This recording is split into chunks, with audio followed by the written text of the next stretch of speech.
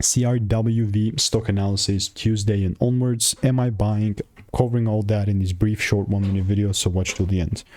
Look, it's taken me 5 years to come to this point and make 40,000 videos, and I've seen what's making me money and what's not. It's all on my YouTube channel, by the way. This all really began with CRWV back in May, at the beginning of May, early May. Here. Right, yeah, it was sitting at $51 at the time, 3 weeks ago. That was nice. Expected it to kind of come down, and just from 50, bro, from 50 something, now we're 100. So that's a double from where we were just 22 days ago. And I'm here to tell you that as long as I see the second break, I'm still willing to double down and buy more.